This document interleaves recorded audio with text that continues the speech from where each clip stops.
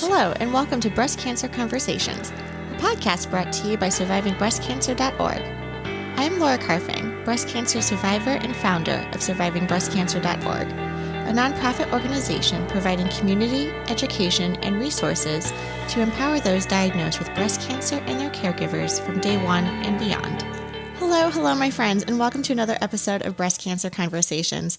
I am so excited you are here today. I have such an awesome podcast topic lined up for you today. I couldn't wait to get this produced.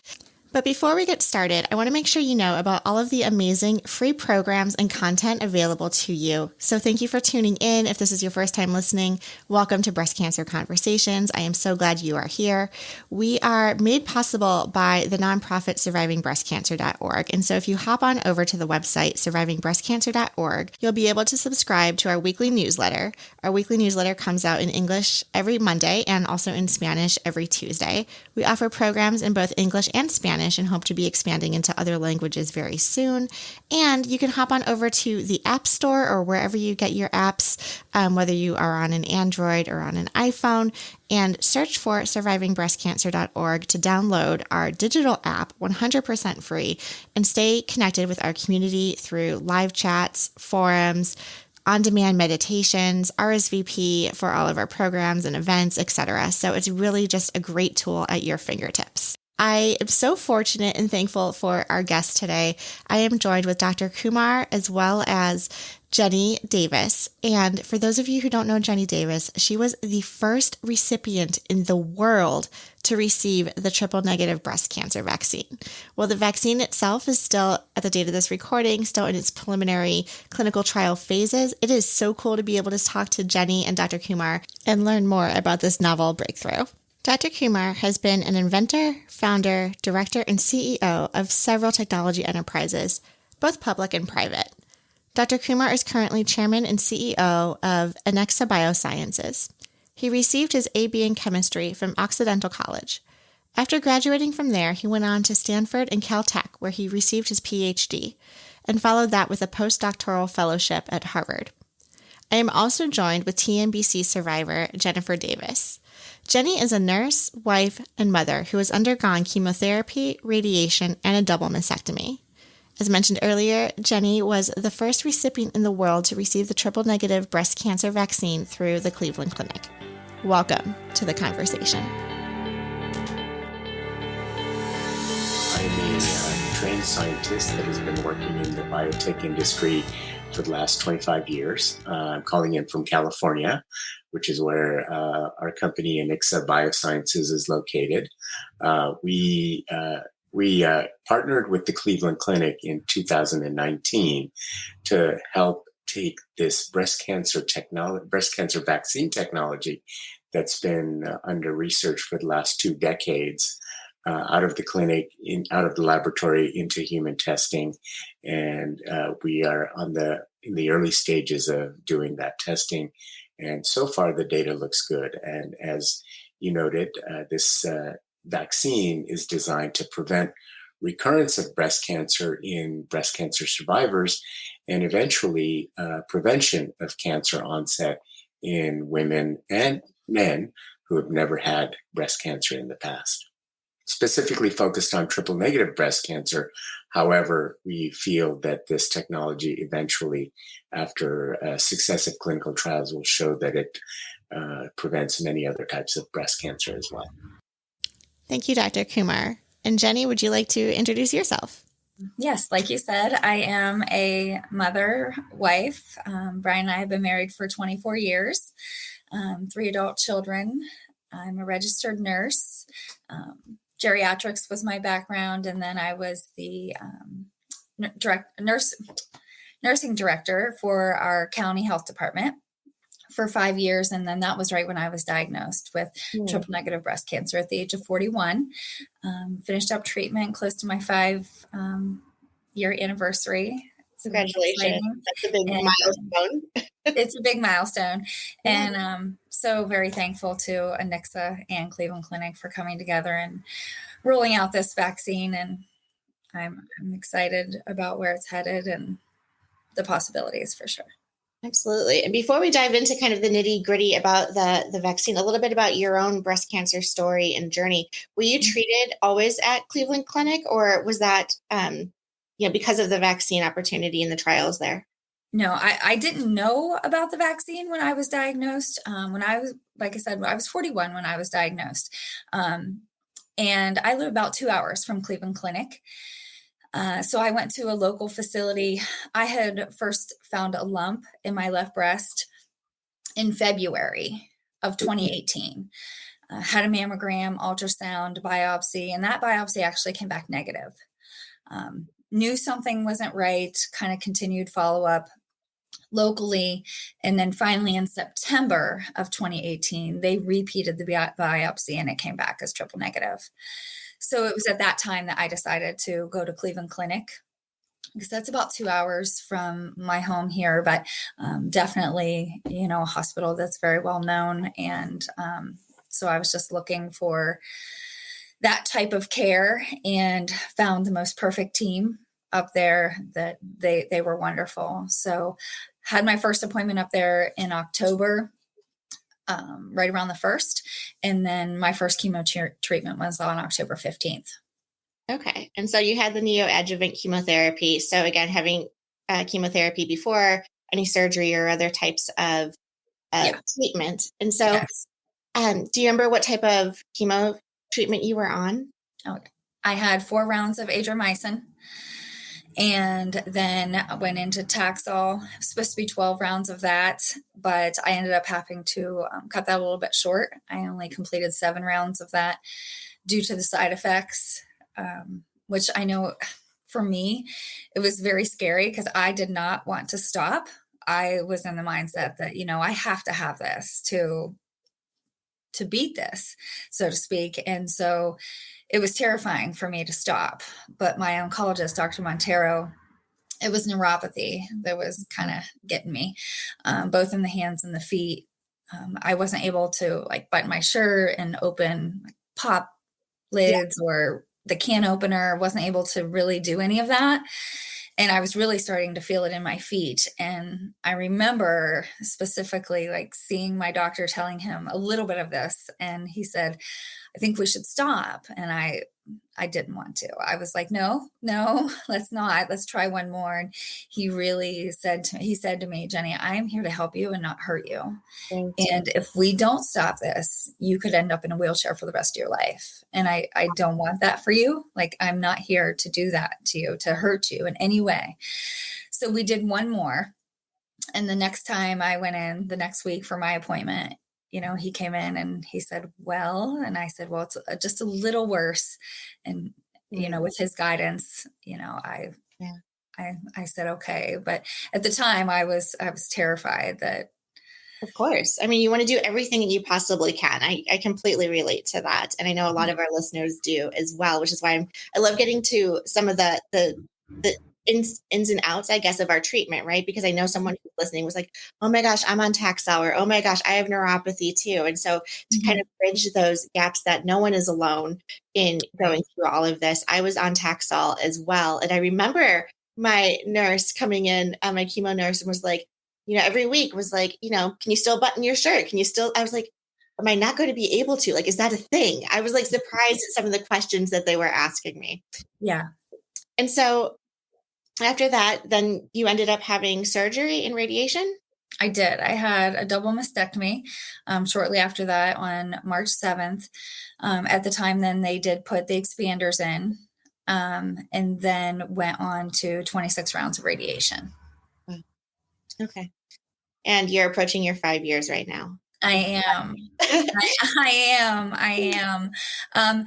Following all of the treatment, then when Reconstruction came, unfortunately, it didn't work out so well for me on this left side. It continued to open up constantly, wouldn't heal. So they did have to take that implant out, and they could never put it back.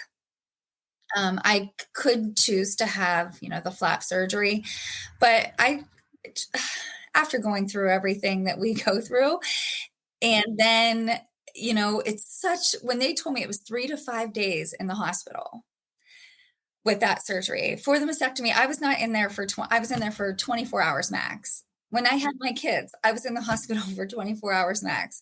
So to think that I would be in there for 3 to 5 days for this surgery for that reason, I just have chosen not to. They still ask me, and it's still something that's available to me. But, I think that we just go through so much that the risk of infection and everything that comes along with that, I'm just at a point in my life where I'm okay with it.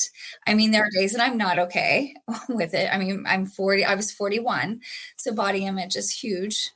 So, I understand all of that, and it's still hard. I still have issues with it, but not to the point where I'm ready to take on that major surgery. So, really good point. Thank you so much for sharing that with us as well. I want to ask Dr. Kumar, so just to kind of play yin and yang here, because Jenni, you're triple negative. I was actually triple positive with my diagnosis.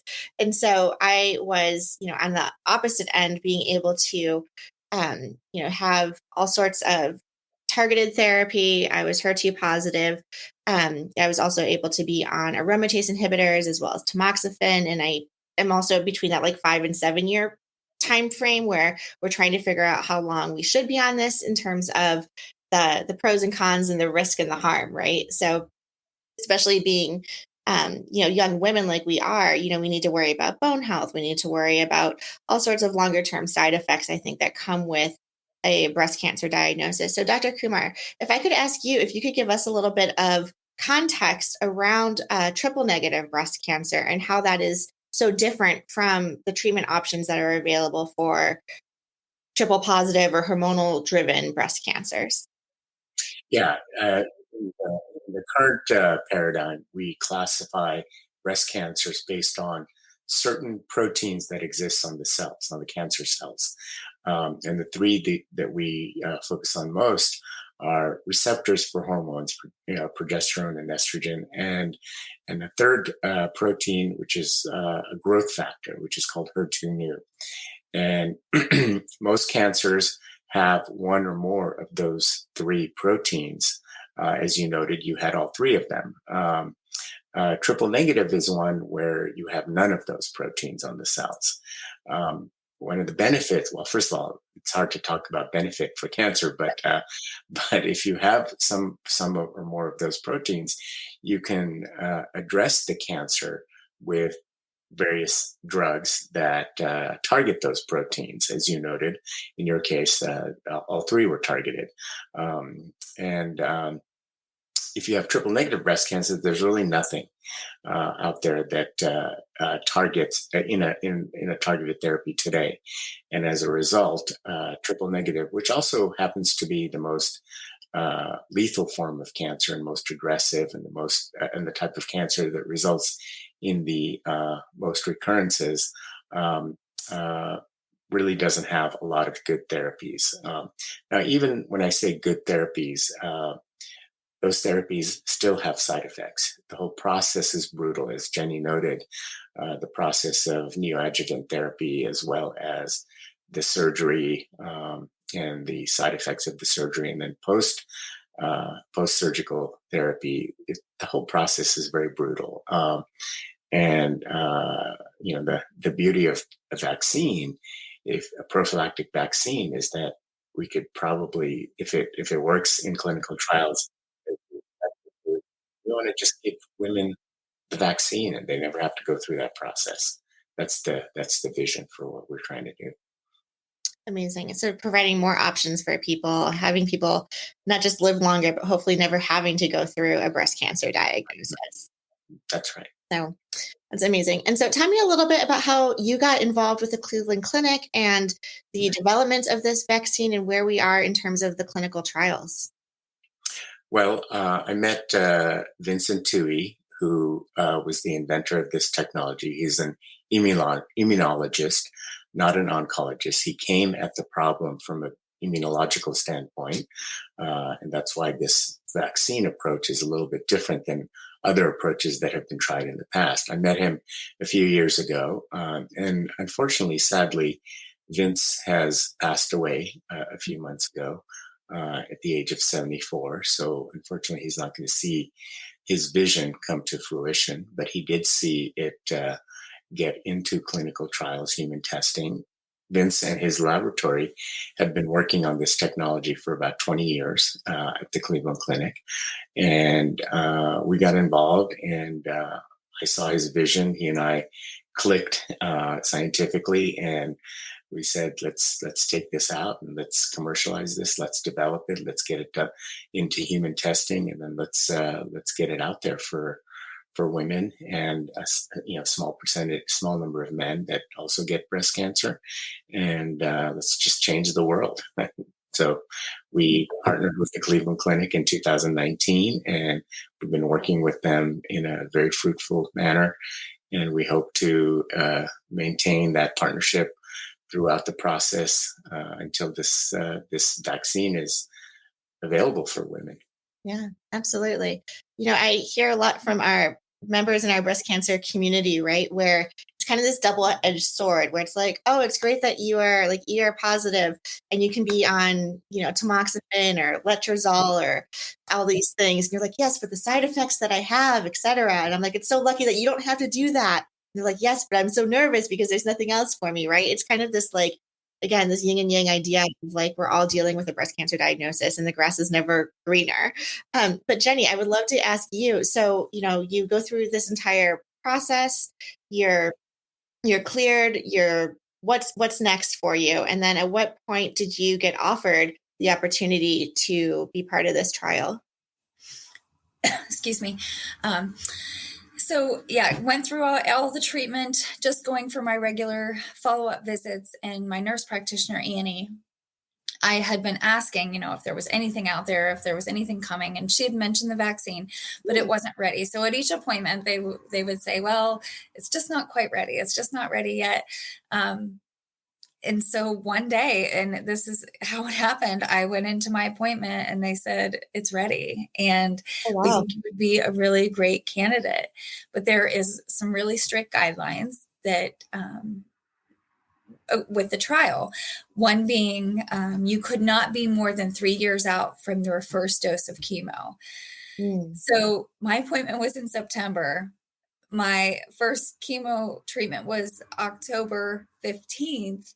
So we had a very short window of time because the second main criteria for me was you had to be at that point, no signs of recurrence. So they had to do all kinds of testing, and hospitals are very busy, so they couldn't perform some of those tests at the clinic that I went to. Cleveland Clinic has many branches.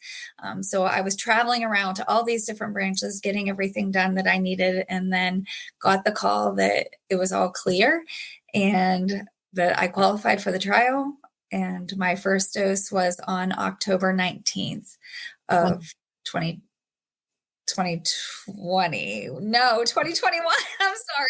All these dates. I'm like, Oh, and I feel like COVID has put us in some sort of time warp as well. So like, I feel like the world has stopped at some point. Right. So 2021. Yes. But how beautiful then to be exposed to all of these scans and tests, to one, have the peace of mind that there is no recurrence, that you're doing fine. And then two, to get the news that you're eligible for this vaccine. I was so happy about it. I can't even tell you. And the scans and everything, that was nice. I prefer not to have them though, because in the waiting, as a matter of fact, they did, when I was going through everything, they saw a little spot on my liver. So immediately, like, my mind goes, it makes me emotional just talking about, like, I thought, well, this is like, it came back. And so then they had to do all the follow-up. That takes another couple of days. And then they're like, no, it's fine. You still qualify. Everything is good. So that part is really, really hard for me. So I like to say I don't like to go digging for things that aren't there. But we had to do that. And so I'm just so thankful that everything came back okay, and that then I had the opportunity to get it. Wonderful. And Laura, I just want to add, Jenni doesn't always bring this up, but this vaccine, as I noted, had been in research for over for over, for 2 decades, 20 years. And we had done a lot of animal studies, or I should say Cleveland Clinic had done a lot of animal studies, but Jenni was the very first human being that took this vaccine. That is incredible. I mean, yes, we need to put that in your signature for sure. How did you feel? Did you know you were going to be the first? I did. And I do tell this part to a lot of people. I asked 2 questions, and the first was, did they see anything in the lab as far as like anaphylactic reaction? Immediately after it was given, did they see any serious side effects? And the answer was no. The second question was, over the past 20 years, how many times did they see a recurrence? Laura, guess how many? Zero. I don't know why I'm whispering. I'm sorry.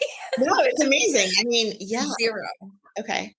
Yeah. So I did not hesitate at all to take it. Right. And, now look, we have released the first set of, they released the first set of data, and it's amazing. I definitely want to get into the data, but before we do that, one question that I want to kind of linger on a little bit too, and we talk a lot about this on Breast Cancer Conversations and in our community, the amazing benefits of being on a clinical trial, right? How can we break down some of the myths and the concerns that people have about whether you're being the first or you're being part of a cohort, whether you're on a phase 1 or a phase 3? We really want to support clinical trials and let people know that this is getting not just standard of care, but above and beyond standard of care. You're getting so much attention from the scientists, from the medical professionals. You're being watched. It's advancing science. And to be able to, I want to compare it to like jury duty, but I almost kind of feel like, it's this like sense of like pride to be able to actually help society in such a powerful way. Jenni, can I give you a moment to like respond about being on a clinical trial and what that was like for you? I was actually on one clinical trial right when I was diagnosed, and that was basically just to kind of keep an eye on everything. And I think it's more like statistically based, just about triple negative. They asked me all kinds of questions about breastfeeding, those kinds of things. So there was no treatment as far as that trial goes. They were just kind of keeping an eye on it. The second trial that I applied for was Keytruda, which is now standard of care for triple negative. And it was a 1-to-1 chance that I would get in, and I didn't. And so at the time, again, like a roller coaster that you go on, I was upset. I was devastated because they were so close. It was so close to the end of the trial that I think that they had enough information that this was going to become standard of care. So I was upset that I didn't get in, but I also understand like that's the point of a trial, and that has a ton of side effects. And if I would have gotten that, maybe I wouldn't have ended up in the trial that, I feel like has now potentially saved my life. So, I'm a big advocate for clinical trials. We have to have them. We have to see what works. Unfortunately, sometimes they don't. Unfortunately, sometimes you don't get picked. And I can say, like, I know what your feeling is when you have that. I know what it's like to not be picked, and, you're the arm. So basically you're just going to watch me. Like I had a really hard time with that. I'm like, you're giving all this to women that you really think it's going to work, and then you're just going to watch me to see if it comes back. I had a hard time with that. But I do believe everything happens for a reason. And again, my oncologist said, Jenni, it has side effects. Nothing that we're doing here and nothing that treats cancer doesn't come without those things. So it's okay.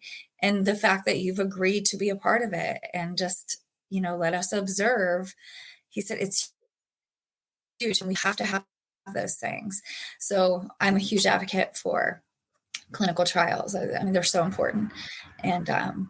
And the one that I get to be involved in now is going to help so many women. And I'm so the biggest picture of all of it, the fact that maybe triple negative won't exist one day is truly amazing. And that I got to be a part of it is wonderful. 100%. I love that. Dr. Kumar, as someone who, participates on the science side and developing these clinical trials and watching the patients, tell me a little bit about your experience. And even if you wanted to dig in what this vaccine piece was like, how you were watching the patients. I would love to hear more about that. Sure. First of all, I think it's important to note that for projects like this, there are many, many scientists, many, many physicians, and others who are going to work on it. But the most important constituents are the people who are participating in the clinical trials. They're allowing us to use their bodies to evaluate whether this vaccine is going to work. And as Jennifer noted, many clinical trials fail for a number of different reasons. And we would never be able to know how good a drug or a vaccine is until we have, in this particular case, we'll have thousands of women who have enabled us to test this on them. And you made a comment earlier, Laura, that clinical trials should be sort of everyone's not like jury duty, but everyone's everyone should be committed to do that. And one of the biggest challenges for scientists and the medical community is enrollment in clinical trials. There are a lot of people that just don't want to do it. They don't trust it. They don't necessarily want to be part of something that may not help them, but may perhaps help other people. And there are different types of clinical trials. There are some types of trials that can help people who are in the trial. There's some that may not help them, but will help future people with a particular disease. And in this particular case, this first phase of the trial is an open label trial, meaning every patient and every doctor treating that patient is going to know that they're getting the vaccine. There are some trials, and eventually we will be conducting randomized placebo-controlled trials as well, where it'll be a double-blind trial where the women who are participating in the trial and the doctors who are administering the vaccine to them neither one of them will know whether they're getting a placebo or whether they're getting the vaccine. And that's the only way that we can test whether this vaccine is preventing breast cancer, triple negative breast cancer. So at that stage, which will be a phase 3 trial, we will have probably several thousand women in the trial. Roughly half of them will get a vaccine. The other half will get a placebo. No one will know who got the vaccine and who got the placebo until after the trial is well on its way. And then we will look to see if the occurrence of breast cancer is higher in one arm versus the other arm. And what we anticipate is that most of the recurrences will occur in the placebo group as opposed to the vaccinated group. And the ratio of recurrences is going to determine how effective this vaccine is. We would like to see 0 women in the vaccine group get breast cancer, which is what we saw in animals. Right. 100% response in animals. We'd love to see 100% response in human beings, but even 80, 90, 70% response would be fantastic. Absolutely. That's wonderful. So fast forward to, was it this spring when you guys were announcing, the Cleveland Clinic was announcing some of the study results? Jenni, you said you were down at Orlando at the conference when they were delivering these results. How did that feel? It was wonderful. And it showed that all of us that were in the first phase of the trial, we all built an immune response, which Dr. Kumar can tell you more beautifully about the results than I can. I was just happy that we all built a response. But yeah, definitely, Dr. Kumar, let you tell the story beautifully. Just to set the context, let me explain a little bit about how this vaccine works. In women, there's a lactation protein. It's called alpha-lactalbumin that it doesn't exist anywhere in the body. But when a woman gives birth, the body tells the cells in the mammary gland that, hey, we need to produce milk for the baby. And this protein is necessary to produce mother's milk. So this protein starts being expressed, meaning it starts being made by the cells in the mammary glands. That enables the production of milk, and hence the baby can be breastfed. Once a woman stops breastfeeding, the protein is not necessary because it has no other function, and it disappears. The body knows that the baby doesn't need any more milk, and it stops making the protein because there's no reason for it. And that happens until a woman has another baby. And eventually, after she's no longer going to have children, the protein completely disappears. And in most women, never appears again. However, the discovery that was made was that the protein appears again in breast cancer cells.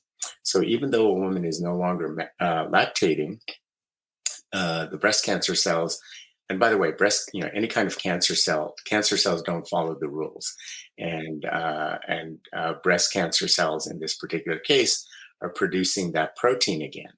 So the hypothesis that Vince Tuohy came up with was that if he could vaccinate women and teach their immune systems to attack cells making that protein, then when the breast cancer cells arise, the immune system would destroy those cells. And as you know, breast cancer and any type of cancer starts out with one bad cell, becomes 2, then 4, 8, 16, and eventually becomes a multi-billion cell mass, which is a tumor that you can see on a mammogram.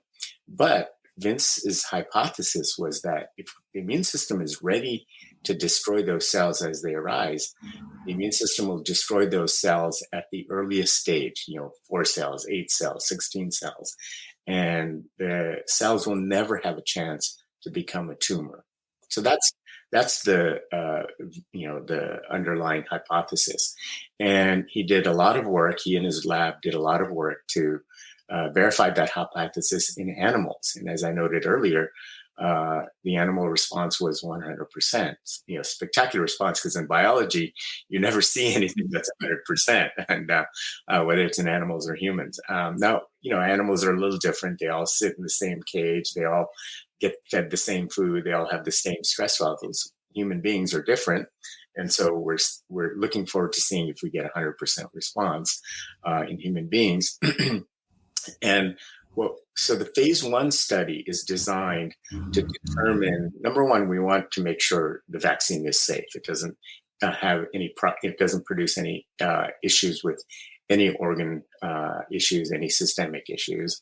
And as Jenni will tell you, the main side effect of the vaccine was just irritation and bumps at the site of injection. So that was very positive. Number 2, we wanted to determine how high a dose we could go before we started seeing unacceptable side effects, and we've been able to do that. And the last thing, and the most important thing, was we wanted to see an immune response. We wanted to see each participant's body produce T cells, which is a type of white blood cell, and antibodies, or both, that would target the alpha-lactalbumin producing cells. And as Jenni noted, in the first group of patients, which is a small group at this time, we saw a response in every patient. So every woman who took the vaccine had either T cells or antibodies or both. Now, we did see some women that had a relatively strong response and some women that had a modest response. We think a modest response is good enough because we're trying to destroy the cancer cells at the earliest stage, just a handful of cells. But we'll have to test that out in future clinical studies.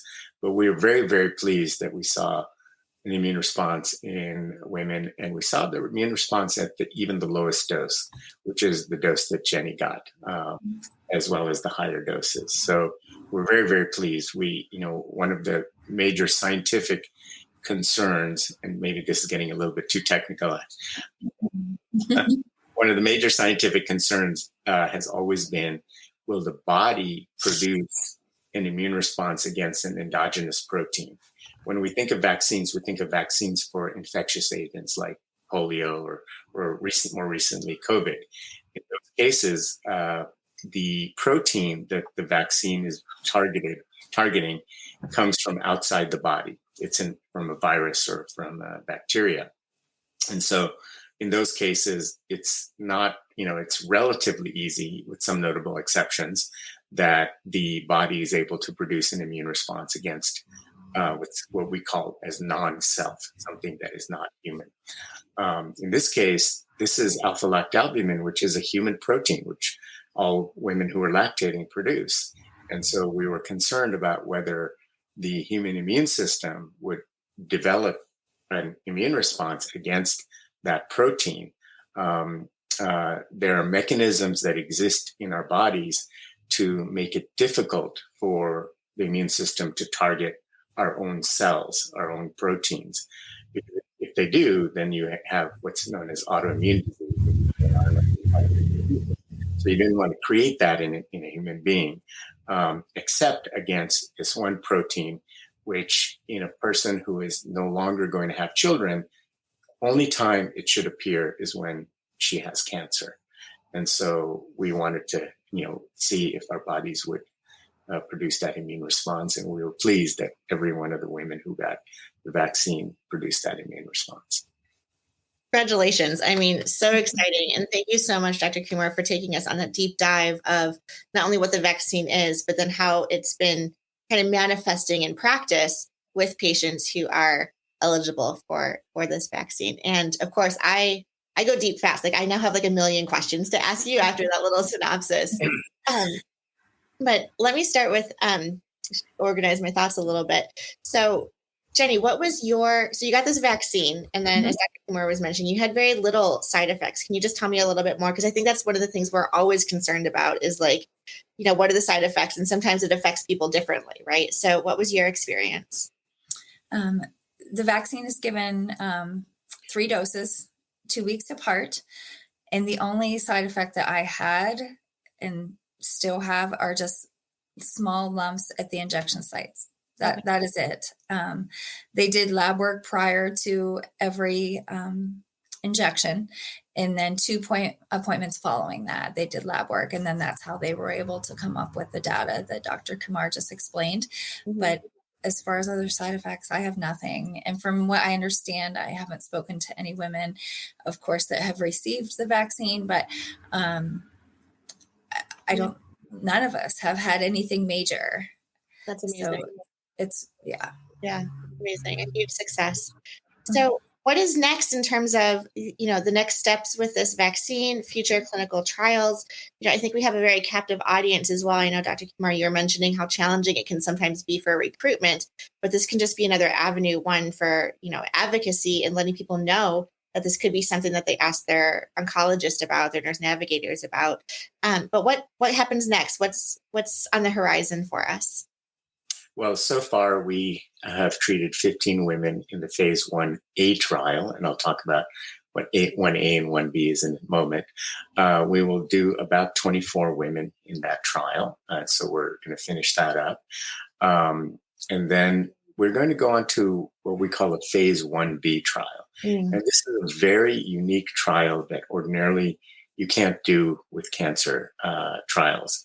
But circumstances enable us to do this. And this trial involves vaccinating women who don't have breast cancer, but have the certain mutations that make them at high risk. You mentioned BRCA mutations earlier. And if these women, many of these women, as you know, have chosen to have prophylactic mastectomies, which again is a disfiguring surgery at a time when they're perfectly healthy. Yeah. And Angelina Jolie highlighted this practice a few years ago, and I applaud her for going public with it. But these women have chosen to do that, and so we're going to ask those women if they would allow us to vaccinate them before their surgeries. And we'll monitor everything that we monitored with Jenni. We'll monitor their organ function with blood tests. We'll monitor immune response as we did with Jenni. But we'll also get a chance after vaccination and after their surgery to take a look at a large amount of healthy breast tissue And as I noted, you don't get to have this type of trial in other types of cancers. You can't take a large chunk of healthy, liver tissue or, any other type of tissue. But the circumstances in this particular case enable that because these women have already chosen to have their breasts removed. And so we'll look at the breast tissue to see if the immune response, specifically the T cells, are surveilling the breast tissue in these women. There are theories about onset of cancer. There are lots of theories about microtumors that exist for decades in the breast that women may never have any symptoms of until it flares up. And so we want to see if we have small microtumors and our T cells that we've created with the vaccine are attacking those microtumors. And then we're going to do, eventually we want to do a phase 2 trial. Phase 2 trial will be similar to the phase 1 trial, but it'll be a larger number of women. As I noted, so far we've seen 100% response, but it's only a small N. Phase 2 will be a larger number of women, somewhere in between 100 to 200 women. Okay. And then ultimately we'll have to do a phase 3. And the phase 3 is going to be the big trial, which will treat a large number of women, including a roughly equal number of women that will get a placebo, and then we'll have to monitor actual cancer recurrence in those women and see how many recur in the placebo group and how many recur in the vaccine group.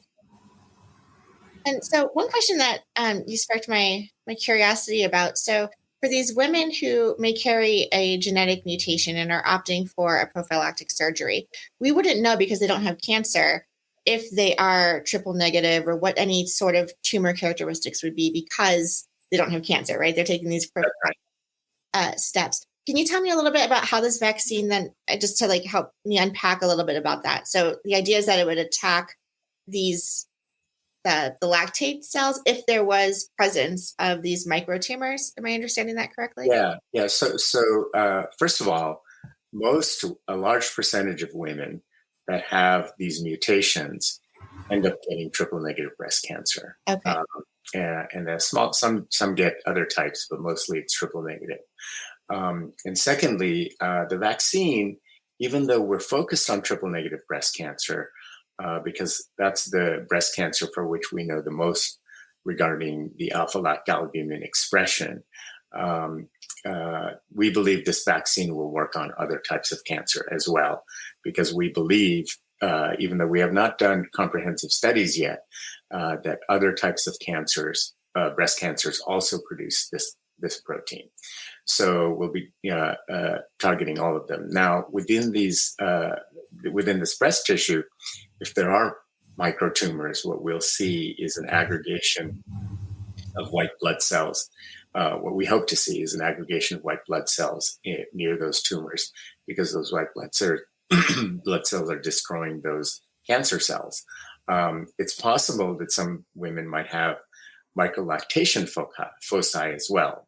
Some cells, as I noted earlier, after a woman stops lactating, the cells are no longer producing that protein, but there may be a few cells that remain that are still producing that protein. And we'll see if the vaccine is targeting those cells as well.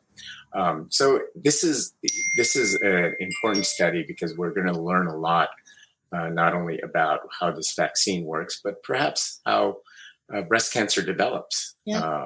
And that'll, perhaps enable us to do additional studies in preventing breast cancer. Incredibly exciting work. Thank you both. This is just wonderful news to get out there. Jenni, I'm still in awe that you were the first to receive this groundbreaking vaccine. I feel like I can't wait for the book to come out if there's a book. And so, as we're kind of wrapping up here, is there anything else that we haven't covered that you'd like to share with our audience?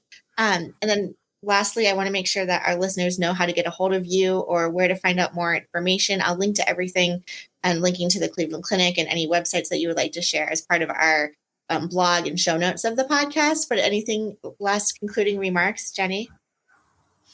Again, I'm so thankful, to Anixa and Cleveland Clinic for coming together on this. And the more I learn about Dr. Tui and the work that he had done for the past 20 years is just, it's mind-blowing to me. And, the hard work and dedication that he put into this, I'm looking forward to these results. And I know he'd be so thrilled to see what's coming down the pike. So I'm just thank you to you. And I just feel like we just need to keep talking about it and get the word out there. Exactly. And eventually I think, if it goes as expected, it's going to be a wonderful thing. 100%. Dr. Kumar? Yeah, so a couple of things. Thank you very much for having us. And also thank you for providing the links to the Cleveland Clinic and our company. I would recommend Cleveland Clinic is such a large, wonderful organization, one of the best hospital systems in the world, if not the best. Mm-hmm. But it's a large organization, and trying to go on their website to find out more about this vaccine is going to be difficult. Mm-hmm.